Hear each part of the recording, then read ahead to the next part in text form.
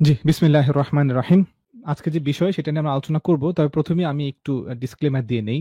অনেকেরই আগ্রহ যে আমি কেন তাবলিগের যে বিষয়টা, সাদপন্থী, জুবাইরপন্থী বা তাবলিগের দ্বন্দ্ব, অভ্যন্তরীণ কোন্দল, এটা নিয়ে কেন আমি আ মনে হচ্ছে এক পক্ষের হয়ে কথা বলছি। তো কেউ বলছেন যে আমি কত টাকা আপনারা আমাকে দিয়েছেন, আমি সাদিয়ানি বা আমি ব্যক্তি পূজা করি বা আমি আসলে উদ্দেশ্যটা কি বা কি কারণে আমি এক পক্ষের কথা বলছি। তাদের কাছে মনে হচ্ছে আমি একপাক্ষিক হয়েই সবকিছু করছি। ভাই সোজা কথা হচ্ছে গিয়ে আমি মুসলমান। আর মুসলমান আর মুনাফিকের মধ্যে তো একটা পার্থক্য আছেই, না? এখন একজন মুসলমান তো মুনাফিক হতে পারে না। যদি আমি প্রকৃত অর্থে আল্লাহ তাআলার অস্তিত্বে বিশ্বাস করি, যদি প্রকৃত অর্থে আমি বিশ্বাস করি যে আল্লাহর রাসূল তিনি সত্য দিন নিয়ে আসছেন এবং মৃত্যুর পরে আমাকে সেই দিন এর উপর ভিত্তি করে আল্লাহ তাআলার কাছে জবাবদিহি করতে হবে। এখন যদি আমার কাছে মনে হয় যে এক্স এবং ওয়াই এর দ্বন্দ্বে এক্স সঠিক পথে আছে বা এক্স এবং ওয়াই এর দ্বন্দ্বে এক্স মাজলুম এবং ওয়াই জালেম, তাহলে আমি স্বাভাবিক কারণেই আমাকে আমার কাছে ব্যক্তিগত সাবজেক্টিভ যে আমার ওপিনিয়ন বা আমার যে অভিজ্ঞতা সেটার আলোকে আমি যেটা সঠিক মনে হবে সেটা আমি বলবো, সেটা আমি করব, সেটার পক্ষে আমি থাকবো। এটা হচ্ছে আমার কারণ। আর বাকি আমাকে কেউ টাকা দেয়নি। আর এখন কথা হচ্ছে গিয়ে অনেকে এটাও বলবেন যে, "আপনি কেন শুধু সাদপন্থী যারা তাদের পক্ষের লোককে নিয়ে আসছেন?" ভাই উনার সাথে আমার somehow কানেক্টেড আমি হয়েছি উনার সাথে। সেটাও বেশি দিন না, ৪-৫ দিন হবে অন্য এক ভাইয়ের মাধ্যমে। যেহেতু আমি এই বিষয়গুলো নিয়ে ভিডিও বানাচ্ছি, আমি উভয় পক্ষের অনেকেই এই ভিডিওগুলো দেখেছে, যোগাযোগ হয়েছে এভাবেই। তো মুয়াজ্বিন ভাই, মাওলানা মুয়াজ্বিন নূর, উনার সঙ্গে আমার সম্পর্ক জাস্ট ৪ থেকে ৫ দিন থ্রু ভয়েস মেসেজ WhatsApp এ। বাস এর থেকে বেশি আর কিছু না। এখন আলোচনাটা আমরা ২ ভাবে করতে পারি। ১ম টা হচ্ছে গিয়ে যে শুধু আজকের যে ঘটনা ঘটে গেল ২৪ ঘন্টায় বা গত ১৬ ঘন্টায়, এখানে ফোকাস করে আলোচনা করতে পারি অথবা আমরা জুম আউট করে পুরো বিষয়টা নিয়ে আলোচনা করতে পারি। আমরা কি এটা ভালো হয় না ১ম এ জুম আউট করে পুরো বিষয়টা গত কয়েক বছর বা গত ৬, ৭, ৮ বছর এটাকে মোটামুটি একটা আ ব্যাকগ্রাউন্ডটা সামনে এনে তারপর আমরা আজকের বিষয়ে ফোকাস করি? সঞ্চালক হিসাবে আপনার জন্য যেটা সুবিধা আমি সেটাতেই প্রস্তুত আছি ইনশাআল্লাহ। যেহেতু জি, আমরা এটা স্পষ্টভাবে দাবি করি যে আমাদের কোনো দুর্বলতা নেই আলহামদুলিল্লাহ। আমরা যেহেতু মাজলুম হয়ে আসছি, প্রতিটা কথা, প্রতিটা আইন, প্রতিটা বিষয় মজলুমের পক্ষে আছে। তো আমরা আমাদের কথাকে সুন্দরভাবে একেবারে উপস্থাপন করতে পারবো। আপনি যে অ্যাঙ্গেল থেকে প্রশ্ন করবেন কোনো সমস্যা নেই। আপনি যতভাবে প্রশ্ন করবেন, আপনি সামারি যদি মিলান দেখবেন আমাদের সমস্ত কথাই এক। কারণ আমাদের এখানে কোনো এমন বিষয় নেই যে এইভাবে করলে আমরা একভাবে উত্তর দিতে পারবো, আর ওইভাবে করলে আমাদের উত্তর নেই। এমন কোনো বিষয় নেই আমাদের। আলহামদুলিল্লাহ। তো আপনার যেভাবে সুবিধা হয় আপনি সেভাবেই আমাকে প্রশ্ন করতে পারবেন ইনশাআল্লাহ। জি।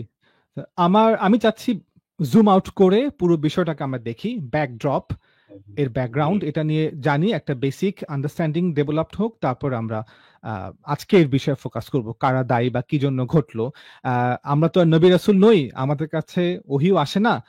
সো এখন আমরা হয়তো প্রমাণের আলোকে, যুক্তির আলোকে, সার্কামস্ট্যান্সিয়াল এভিডেন্স এর আলোকে আমরা আলোচনা করব।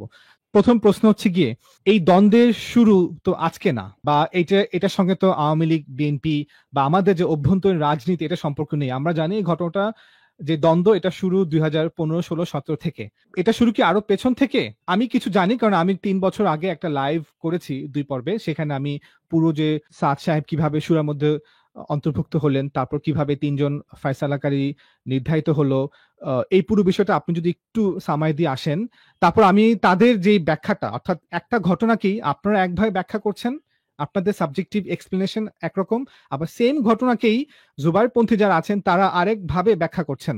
আমরা ১ম এ আপনারটা শুনি। তারপর আমি আপনার কাউন্টার কোয়েশ্চেন করব যে আসলে আ সাদ সাহেব আমির কেন হবেন বা কি কারণে হবেন? এটার শুরু, এটার গোড়া কোত্থেকে? এই ঘটনার গোড়াপত্তনটা কোত্থেকে? জি, যদি খুব বেশি গভীরে না যাই তাহলে এটার সূচনা ২০১৪ থেকে।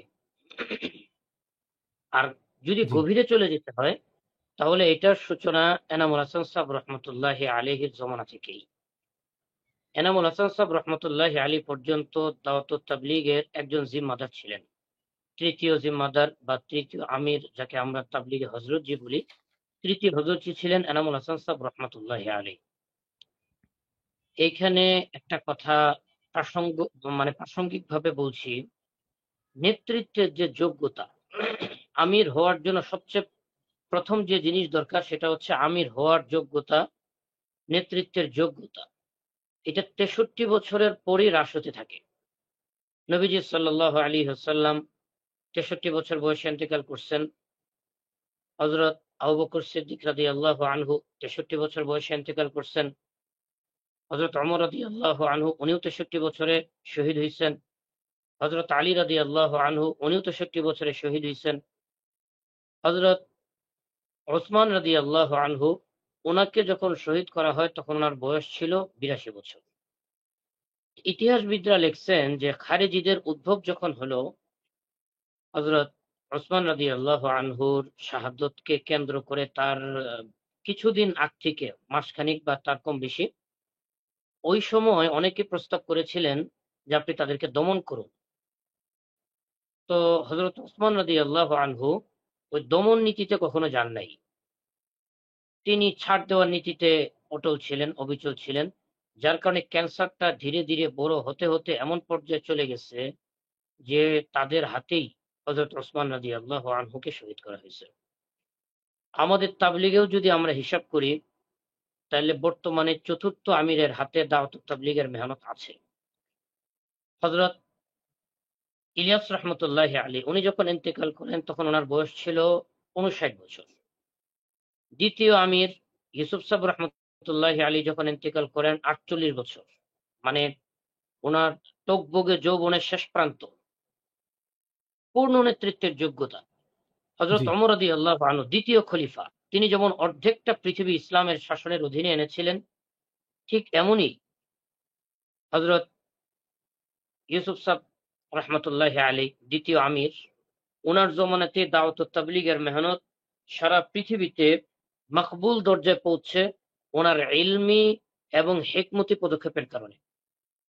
উনার হায়াতুস সাহাবা এবং অন্যান্য যে বয়ানাত আছে এগুলির দ্বারা আরব আজম খুব প্রভাবিত হয়েছে এবং তখনই বলা যায় যে ভারতের গণ্ডি পাড়ি দিয়ে পৃথিবীর দূর দূরান্তে দাওয়াতুত তাবলীগের মেহনত আম হওয়া শুরু করেছে। এরপরে এনামুল হাসান সাহেব রহমতুল্লাহি আলাইহি উনি যখন ইন্তেকাল করেন উনার বয়স ছিল ৭৭। উনার জমানাতেই এই যে যারা উম্মতকে বিভক্ত করতে চায় কিন্তু এক আমির থাকার কারণে বিভক্ত করতে পারতেছিল না, তারা একটা কৌশলে ওনার বার্ধক্যের সুযোগ নিয়ে ৬ সূরার একটা ৯ জন সূরার একটা ফয়সালা করে নিয়েছিল। আপনি যেহেতু বিষয়টা নিয়ে স্টাডি করেছেন আপনি জানেন ৯ সূরা যে ৯ জনকে দায়িত্ব দেওয়া হয়েছিল এই ৯ জন কখনোই একসাথে বসতে পারেননি।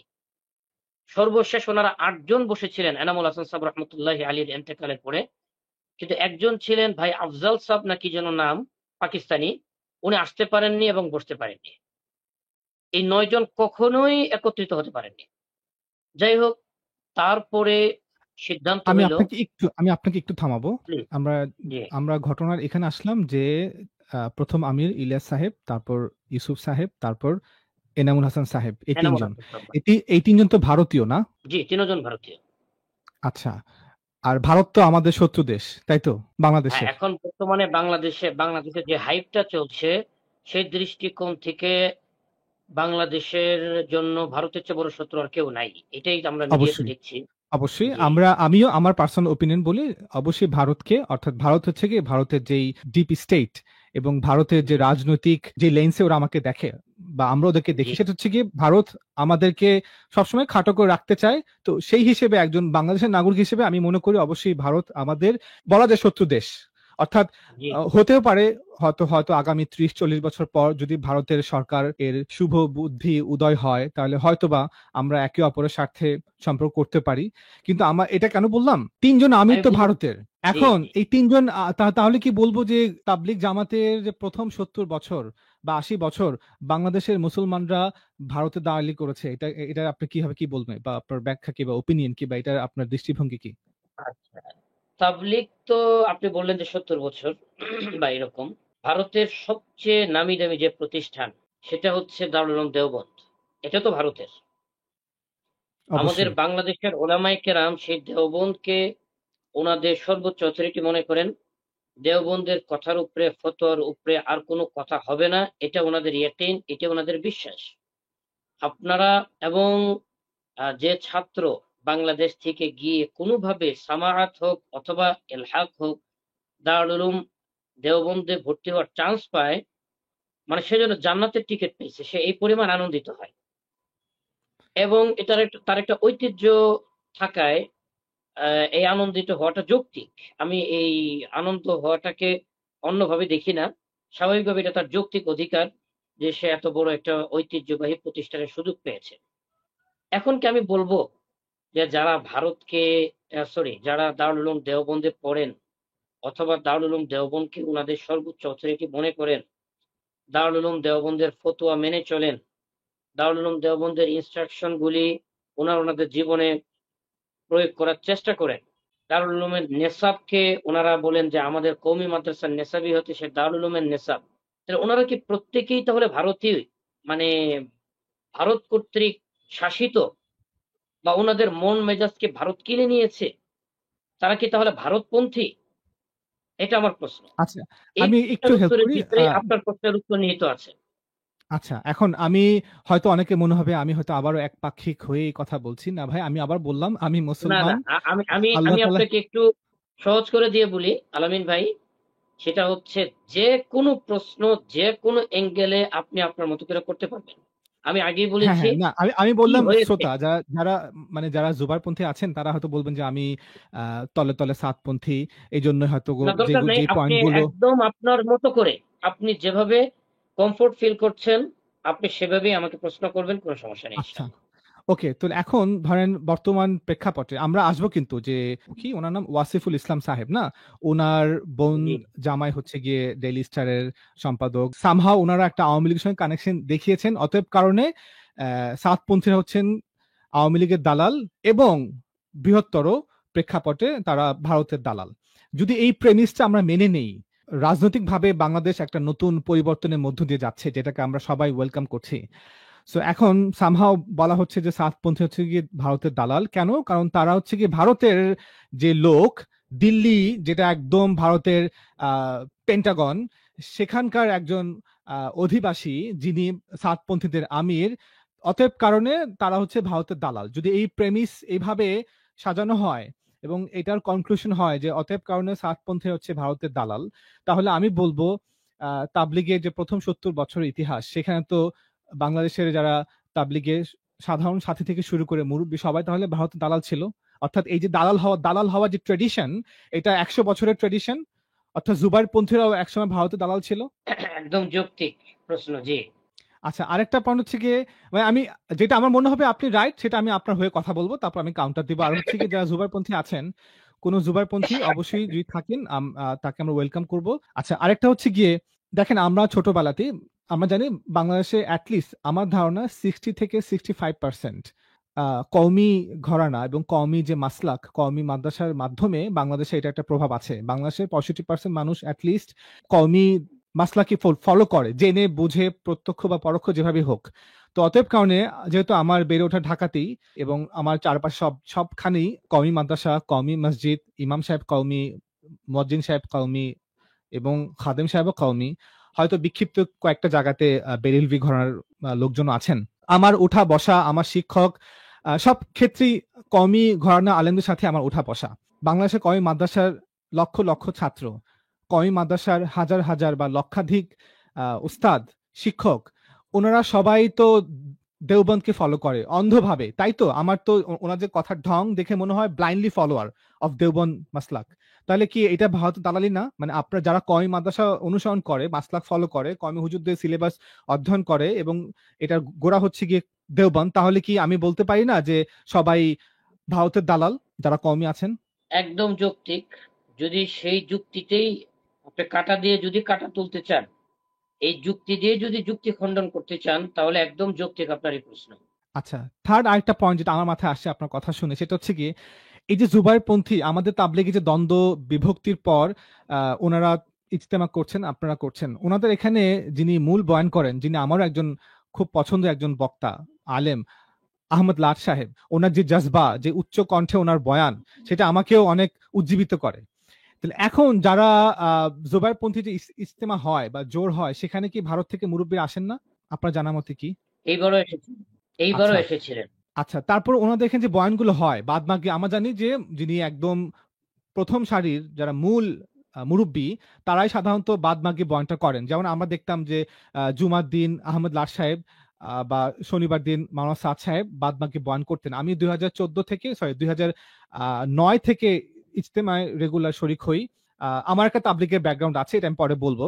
তো আমি দেখতাম যে এখনো তো মাওলানা লাট সাহেব বয়ান করেন, তাই না? বাদ মাগরিব মূল বয়ানগুলো জি যে জি হয়। জি জি আচ্ছা, তাহলে এখন ওনাদের যিনি মূল বক্তা, মূল বয়ান বা যাকে ফলো করেন, যাদের কারণে সাদ সাহেবকে মানেন না, একটা কারণ হয়তো বা ওনারা জি বলবেন যে না, আমরা দেওবন্দের ফতুয়ার কারণে আমরা মানি না। আরেকটা কারণ আমি দেখি, যেটা আমার কাছে মনে হয় সাবজেক্টিভ ভাবে, সেটা হচ্ছে গিয়ে ওনারা বারবার বলেন যে নিজামুদ্দিনের মুরব্বী আহমদ লাট সাহেব এবং নিজামুদ্দিনের মুরব্বী ইব্রাহিম দেওলা সাহেব, আহমদ লাট সাহেব এবং ইব্রাহিম দেওলা সাহেব, যেহেতু ওনাদের সাথে বৈষম্য হয়েছে সাদপন্থী বা সাদ সাহেব দিল্লি মার্কাজে, এই দুজন মুরব্বীকে, প্রবীণ মুরব্বী, ওনাদের সাথে ওনারা বৈষম্য করেছেন। অতএব কারণে সাদ সাহেব রং, উনি জুলুম করেছে, উনি উনি জালেম। তাহলে এখন একটা কোশ্চেন হচ্ছে কি আমার, এই যে আহমদ লাট সাহেব, জি ইব্রাহিম দেওলা সাহেব, ওনারা তো ভারতীয় এবং ওনাদের বসবাসও সেই যে পেন্টাগন, ভারতের পেন্টাগন দিল্লি, সেখানে তো ওনারা তো জি ওখানে বসবাস করতেন।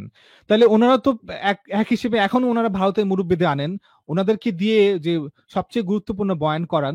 তাহলে আমরা বলতে পারি না যে ওনারা ভারতের দালাল, যারা এখন জুবাইরপন্থী আছেন? আসলে এগুলি বলে কোনো লাভ নেই। আপনি যাদের ব্যাপারে এই কথাগুলি বলছেন জুবায়েরপন্থী, ওনাদের মেজাজটা হচ্ছে ওনারা এটাকে কি বলে মানে হুমকি দিয়েও জিততে চান, আবার কাইন্দেও জিততে চান। অর্থাৎ ওনাদের আসলে কোনো বুক পিঠ নাই, মুখের কোনো আসলে নিয়ন্ত্রণ নেই। এই কিছুদিন আগে যারা ঘোষণা দিলেন যে বাংলাদেশে আগুন জ্বলবে যদি আমরা ইজতেমা ময়দানে প্রবেশ করি, সারা দেশকে আগুন দিয়ে জ্বালিয়ে দেওয়া হবে, দেশ অচল করে দেওয়া হবে। একজন তো বললেন তুরাগ নদী রক্তে লালে লাল হয়ে যাবে। এই কথাগুলি ওনারা বলে উস্কানি দিয়ে এক পক্ষকে টঙ্গী ইজতেমা ময়দানে ঢুকাইলেন। আবার নিজেরা নিজেরা মারামারি করে সেই হতাহতের দায় আমাদের উপরে চাপানোর জন্য আজকে কান্নাকাটি শুরু করলেন যে আমাদেরকে মারছে, আমাদেরকে মারছে। মারার সুযোগ পেল কেমনে আপনাদেরকে? কোথায় ছিলেন? হুম। আপনাদের বাড়িতে গিয়ে মারছে? আপনাদের এলাকায় গিয়ে মারছে আপনাদেরকে? ওনাদের এই হচ্ছে মুখের অবস্থা। তো ইনাদের সাথে আসলে যৌক্তিকভাবে কোনো কথা, আলোচনা বা কোনো স্টেপ নিয়ে কোনো সুফল বয়ে আসবে এটা আসলে মনে করি না। এইজন্য আচ্ছা। অবশ্যই তাদের তাদের যুক্তিতে যদি তাদেরকে আমরা ধরি, তাহলে তারা নিজের যুক্তিতে ফেঁসে যান। নিজেরই ভারতের দালাল হয়ে যান। কারণ হুম। সাদ সাহেব একজন আসেন। আর উনাদের আহমদ লাট সাহেব, ইব্রাহিম দেওলাত সাহেব ২ জন আসেন। তাহলে উনাদের ২ জন মুরুব্বি ভারতের। তার মানে হয়তো ভারতের ডাবল দালাল। ডাবল দালালরা সিঙ্গেল দালালদেরকে দালাল কিভাবে বলে? ওকে। আচ্ছা, অনেকে হয়তো মনে হতে পারে যে আমরা হয়তো খুবই র‍্যান্ডম আলোচনা করছি, এলোমেলোভাবে। আসলে না, আমি একটা, আমার সামনে খাতা আছে, আমি স্টোরিটা ফলো করব। আমরা আছি হচ্ছে এনামুল জি, হাসান সাহেব, যিনি ৩য় আমির ছিলেন। আমরা সেখান থেকে পয়েন্টটা একটু বের করে নিয়ে আসলাম যে তাবলিগের ১ম ৩ জন আমির যেহেতু ভারতের পেন্টাগনের দিল্লির অধিবাসী, অতএব জুবাইরপন্থী, তাবলিগপন্থী উভয়ই যে প্রথম ৭০ বছর তাবলিগে তারা সবাই ভারতের দালাল ছিল। অতএব এক দালাল আরেক দালালকে বলতে পারে না তুমি দালাল, কারণ কারণ তার ঘরটাও কাচের তৈরি, সেও নিজে দালাল। আচ্ছা, তারপর আমরা বললাম যে দেওবন্দ মাদ্রাসা, যেটাকে বাংলাদেশের যে কওমি যে ঘরানার মাদ্রাসা আছে, মসজিদ আছে, ইমাম মুয়াজ্জিন আছে, ওনারা অন্ধভাবে ফলো করে, তো তারাও ভারতের দালাল।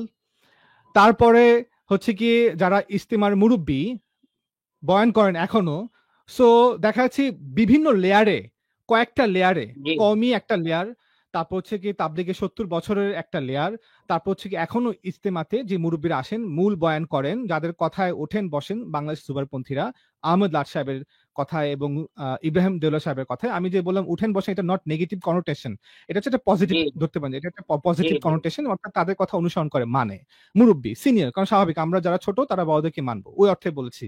তো এখন এই যে কয়েকটা লেয়ার, কওমি একটা লেয়ার, ৭০ বছরের ইতিহাসে একটা লেয়ার, এবং এখনো ভারতের মুরব্বীরা আসছেন, বয়ান করছেন, মূল বয়ান, তাদের কথায় ওঠেন বসেন। তাহলে এই যে কয়েকটা লেয়ারই তো দেখা যাচ্ছে জুবাইরপন্থীরা, কওমিরা ভারতের দালাল। তাহলে তাদের সাথে আপনারা যারা সাদপন্থী হওয়ার কারণে দালাল, তাদের তো কোনো পার্থক্য আমি দেখি না অ্যাজ এ আউটসাইডার। জি, জি, জি। তাদের সেই ওকে দৃষ্টিকোণ থেকে যদি দেখেন, তাদের সেই চশমা দিয়ে যদি দেখেন, তাহলে অবশ্যই আমাদেরকে কোনোভাবে আপনি নেগলেক্ট করতে পারেন না। ওকে তাহলে আমরা এখন আমাদের মূল যে স্টোরি লাইনটা ছিল সেখানে আবার ব্যাক করব। জি, সেটা জি। হচ্ছে গিয়ে ৩ জন আমির গত হলেন, ইন্তেকাল করলেন। তারপরে একটা শুরা করা হলো। এখন এই স্পেসিফিক এখান থেকে মূলত শুরু হয় যে ২ শুরু হয়। রকমের জি। ব্যাখ্যা। আমি যদি একদম ডিপলি চিন্তা করি তাহলে এইখান থেকে মূল সূত্রপাত। তাহলে এখন আপনাদের ব্যাখ্যাটা আমিও জানি। সেম স্টোরির একটা ডিফারেন্ট ইন্টারপ্রিটেশন আপনারা করছেন। সেটা হচ্ছে গিয়ে এনামুল হাসান সাহেব উনি ইন্তেকালের আগে একটা সূরা করেছেন বা সূরা করার পরামর্শ দিয়েছেন বা উনার কথা মতো হয়েছে। এখন আমি অ্যাজ এ আউটসাইডার, আমি কিন্তু আউটসাইডারে বলতেছি, আমি বাহিরের পক্ষ। যদিও আমার একটা তাবলিগ ইতিহাস আছে, কিন্তু এখন আমি আসলে কওমি মাসলাক ফলো করি না। তবে আমার কাছে সবথেকে শ্রদ্ধেয় যিনি আলেম তিনি হচ্ছেন ইমাম আবু হানিফা এবং তারপর ইমাম মালিক। আমি মূলত ইমাম আবু হানিফা এবং ইমাম মালিকের ভক্ত। তো এখন এনাম সাহেব উনি যে সূরা করলেন, উনারা বলছেন জুবাইরপন্থীরা যে এনাম সাহেব সূরা করেছেন যে এখন সূরারা ঘুরে, ঘুরে এর মধ্যে যেকোনো একজন ফায়সাল হবেন। আর আপনারা জি, বলছেন যে না, উনি সূরা করেছেন এখান থেকে আমি নির্ধারণ করার জন্য। এখন জি। আমি কেন আপনারটা গ্রহণ করব আর কেন জুবাইরপন্থীদের ব্যাখ্যাটাকে গ্রহণ করব না? কেন? এটার জন্য নিজামুদ্দিন মারকাজের যে ফায়সালা হইতো, সেই ফায়সালার দফতরকে আপনাদের উল্টাতে হবে। খুঁজে বের করতে হবে যে আসলে কেন হয়েছিল। আমরা যদি একটা হাদিসের এটা আসলে তাহকিকের মেজাজ তো নাই এই জমানায়। এই জমানায় যার যেটা মনে চায় সেটা বলে দেওয়াটাই আমরা মনে করি যে বাহাদুরি। অথচ আমরা জানি এই হাদিস আমাদের কাছে সহিশুদ্ধভাবে আসার পিছনে বহুত বড়, বড় মুহাদ্দিসের মাসের পর মাস সফর, দিনের পর দিন না খেয়ে থাকা, কোনো বিছানা নাই, কিছু নাই, উটের পিঠেই রাত্রি যাপন করা। এত, এত কষ্টের পর উনারা একেকটা হাদিসকে তাহকিক করছেন। এই যে বিষয়টা যে আসলে উনি সূরা কেন বানিয়েছিলেন? আমির বানানোর জন্য নাকি সূরা সিস্টেমে চলবে এজন্য? এই প্রশ্নটা যদি আমরা সঠিক উত্তরটা পেতে চাই, আমাদেরকে চলে যেতে হবে নিজামুদ্দিনে এবং সেই সময়ের দফতরটা বের করতে হবে। সেখানে দেখতে হবে যে কি কথাটা লেখা আছে। আমরা ২০১৯ সনে এই কথা শুনেছি যে তারা দফতর বের করেছে এবং যেসব বিষয়গুলো নিয়ে ইখতিলাফ আছে, যেরকম মাস্তুরাতের যে তালিম হয় বাসায় অর্থাৎ ঘরের তালিম, সেখানে মাস্তুরাতরা মশক করবে কিনা, এটা নিয়ে সাদ সাহেব বলছেন করবে। আর এতদিন সাদ সাহেব এই কথা স্পষ্টভাবে বলার আগ পর্যন্ত করা হতো না। তো ২০১৯ সনে নিজামুদ্দিন ওয়ালারা ইউসুফ সাহেব রহমতুল্লাহ আলীর জমানার সেই ছেঁড়া কাগজের টুকরাটাকে বের করে আনছে, যেখানে লেখা ছিল ইউসুফ সাহেব রহমতুল্লাহ আলী বলছিলেন যে মাস্তুরাত ঘরের তালিমে কোরআনের মশক করবে, ইজতিমাই ভাবে করবে। কিন্তু তখন অবস্থা এমন ছিল যে নতুন নতুন সাথীরা মাত্র তাবলিগে লাগতেছে। আওয়ামুন নাস নিজেরাই কোরআন শরীফ স্পষ্টভাবে পড়তে পারে না, তো তারা মাস্তুরাতদেরকে কি শিখাবে? ওই অযোগ্যতার কারণে, এই গ্যাপটা থাকার কারণে মাস্তুরাতরা পড়ে আসতেন না। কিন্তু এখন যেহেতু লম্বা সময় তাবলিগের মেহনত চলছে, আমাদের অধিকাংশ তাবলিগের সাথী সহিশুদ্ধভাবে কোরআন তেলাওয়াত করতে পারেন, পড়তে পারেন। তো তিনি সেই ফায়সালাটাকে আবার নতুন ভাবে উঠাইলেন। তাহলে এত বড় একটা জিনিস যদি ওনারা বের করতে পারেন, ইউসুফ সাহেব রহমতুল্লাহ আলীর জমানার একটা বিষয়, তাহলে আমরা কেন এনামুল হাসান সাহেব রহমতুল্লাহ আলীর জমানার এই প্রসঙ্গটাকে আমরা খুঁজে বের করতে পারবো না? এটা আমাদের তাহকিকি মেজাজের দুর্বলতা। আমাদের যদি জানার ইচ্ছা থাকে, অবশ্যই নিজামুদ্দিন ওলারা এগুলো সব বের করে রেখেছে। আমরা গিয়ে তাদের থেকে জেনে আসতে পারি। এইজন্যই আপনি আমাদেরটা গ্রহণ করুন। ২ পক্ষের ২ ব্যাখ্যা। একটা ঘটনা নিয়েই ২ রকম ব্যাখ্যা আসছে। আপনারা বলছেন যে উনি সূরা করেছেন আমি নির্ধারণ করার জন্য এবং সেটা একজন, অবশ্যই আমির তো একজনই হয়। আর উনারা বলছেন যে না, সূরা করা হয়েছে। সূরার লোকেরা এখন আমিরের জামানা শেষ, তাবলিগ অনেক বৃহৎ আকার রূপ ধারণ করেছে বা এখন পসিবল না। বিভিন্ন দেশে ছড়িয়ে গেছে তাবলিগ। যেকোনো একটা কারণে উনারা বলছেন এখন থেকে নিজামটা চলবে সূরার মাধ্যমে, যেখানে ঘুরে, ঘুরে ফায়সাল নির্ধারিত হবেন। একেক সময় একেকজন। তাহলে এখন ৩য় আমির ইন্তেকালের আগে সূরা করলেন। সেই সূরার মধ্যে সদস্য পাকিস্তান থেকে, বাংলাদেশ থেকে, ভারত থেকে। এখন উনি কি এমন কোনো নির্দেশনা দিয়েছিলেন যে এই ৩ জন এখন থেকে মৃত্যু অবধি একসঙ্গে থাকবে? এমন কোনো হুকুম উনি দিয়েছিলেন? ঘুরে, ঘুরে ফায়সাল হলে তো একসঙ্গে থাকতে হবে না? একই অবশ্যই। ভবনে থাকতে হবে। তাহলে it doesn't make any sense to me যে এই ১০ জনকে ওনারা এমন একটা নিজাম বানাবেন যেখানে ১০ জন থেকে ঘুরে, ঘুরে আমির হবে। Does it make sense? মানে আচ্ছা, এটা কি আপনার ফয়সালকারী কাছে হবে। লজিক্যাল বা প্র্যাকটিক্যাল মনে হয় যে 9 জন আমির, তার মধ্যে কেউ পাকিস্তানি, কেউ ইন্ডিয়ান, কেউ বাংলাদেশি। ওনারা 3 দেশ থেকে হিজরত করে কোন এক মারকাজে একত্রিত হয়ে সারা জীবন থাকবেন আর উম্মতকে সেখান থেকে ঐক্যবদ্ধ হয়ে রাহবারি দিবেন। এটা কি লজিক্যাল? এটা কি প্র্যাকটিক্যাল? এটা কি সম্ভব কখনো? এই কথা কিভাবে ওনারা দাবি করেন? এটা হচ্ছে একটা বিষয়। দ্বিতীয় বিষয় হচ্ছে যদি কোনো সিদ্ধান্ত কোরআন হাদিসের বিরুদ্ধে চলে যায়, সেটা যেই দেন, যত বড় ব্যক্তিই দেন, সেটাকে আমরা মানতে বাধ্য না সেটা পরিত্যাগ করতে আমরা বাধ্য। একজন মুসলমান মাত্রই বলবে কোরআন হাদিসের খেলাফ যে কোনো জিনিস আমরা ছুঁড়ে ফেলতে বাধ্য। এখন কোরআন, হাদিস, সিরাত, সুন্নাত, তারও আগে চাই আপনি ১,৫০০ বছরের ইতিহাসে ইসলামিক, অন-ইসলামিক, রাজনৈতিক, অরাজনৈতিক এমন কোন সংগঠন বা প্রতিষ্ঠান পেয়েছেন যার একজন প্রধান নেই? প্রধান জিএম হতে পারে, এমডি হতে পারে, দেশীয় প্রধান, কোথাও প্রধানমন্ত্রী, কোথাও প্রেসিডেন্ট। এমন কোন দেশ নাই যে দেশে একই সাথে প্রধানমন্ত্রী এবং প্রেসিডেন্ট দুইজনই প্রধান। এমন নাই কোন দেশ। একজনকে প্রধান হতে হবে। তাহলে দেওবন্দে আপনি যান, একজন মুহতামিম, যে কোনো সংগঠনে যান। আচ্ছা, আমি একটু পরে আবার আসতেছি ইনশাআল্লাহ। ঠিক আছে, ওকে।